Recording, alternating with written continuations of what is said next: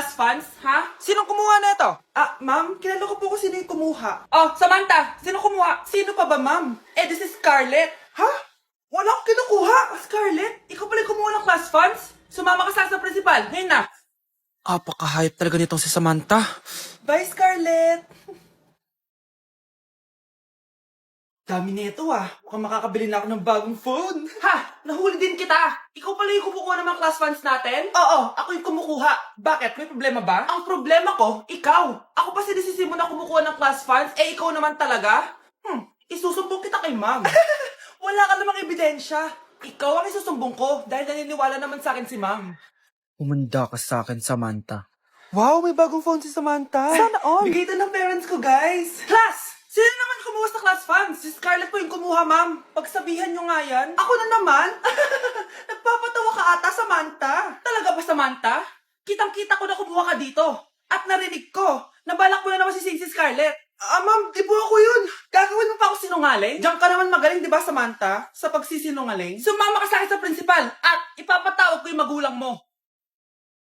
Buti nga sa'yo, Samantha. Deserve mo yan. Nag-uumpisa pa lang ako. Anak, manood ka na itong Cocomelon para malibang ka. Sige po, Nay. Cocomelon! Ang cute nila. Quack, quack, quack, but only 4 little ducks came back.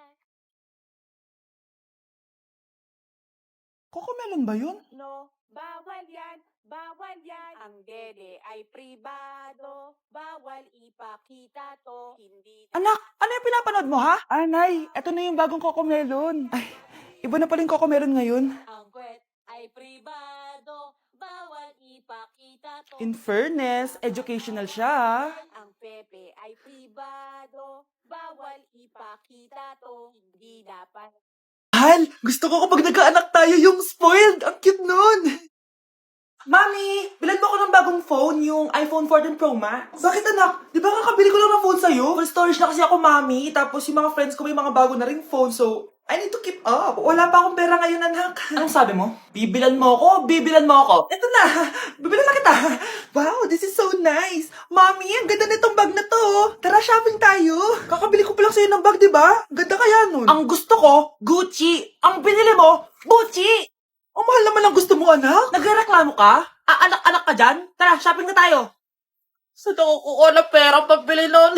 Anak, kain ka na. Pinagluto kita ng paborito mo. Ew, mami, ano to? Tinola yan, anak. Di ba paborito mo yan? Tinola? Kadire! Gusto ko yung steak from Golf Gang. Steak? Huwag ka lang mag-inarti, anak. Kainin mo na lang yan. Ayaw ko. Mamatay na lang ako sa gutom. Bakit ba ganyan ka? Di ba gusto mo ng anak na spoiled? Eto na. Ayoko na pala. Halika dito. Ibabalik na kita sa tiyan ko.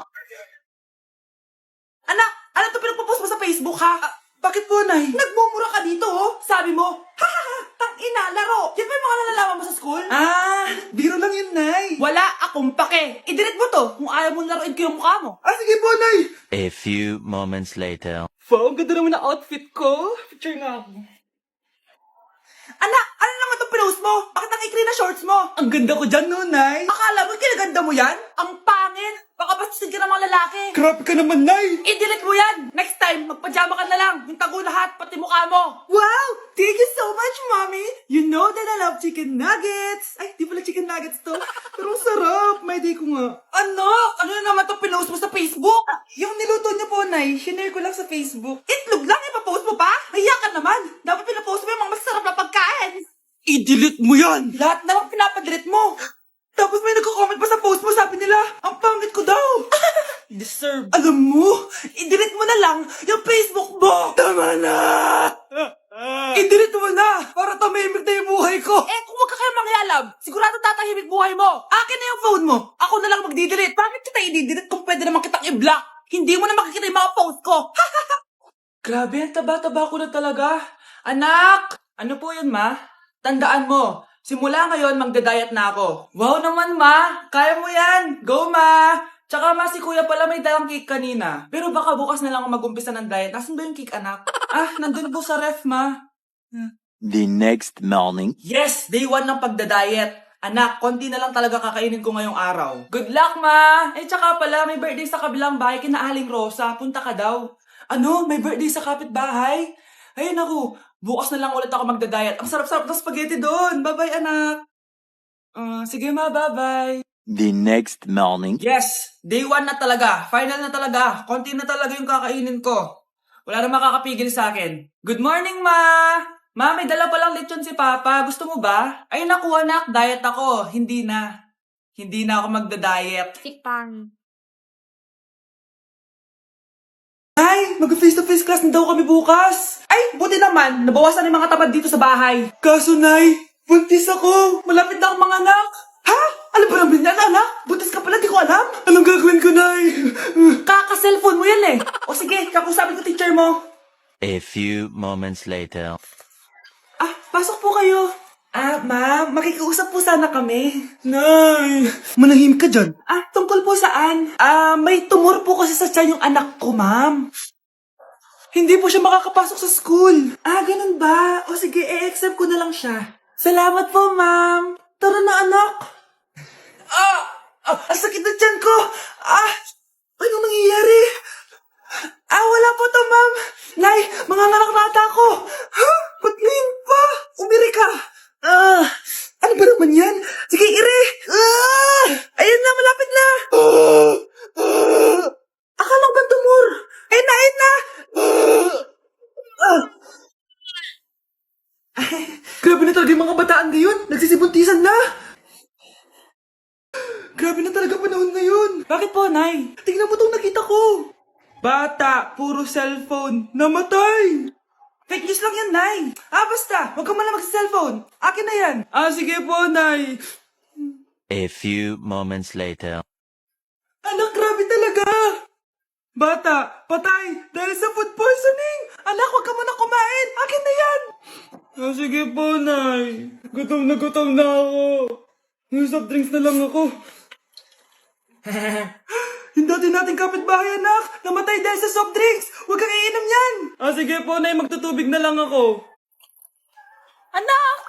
Anak, tignan mo to. Bata, uminom na nakakalasang tubig. Namatay. Huwag kang iinom yan. Sige po, Nay.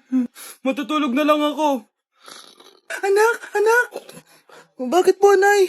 Anak, ang dami na babangungot ngayon. Huwag kang matutulog, ha? A few moments later. Nay, nanghihina na po ako. Yan na nga ba yung sinasabi ko eh. Tingnan mo to nakita ko. Bata, nakalanghap ng nakakamatay na amoy. Patay! Anak, huwag ka munang huminga. Anak, huwag ka munang tumingin. Anak, huwag ka munang lumabas. Anak, huwag ka munang mabuhay.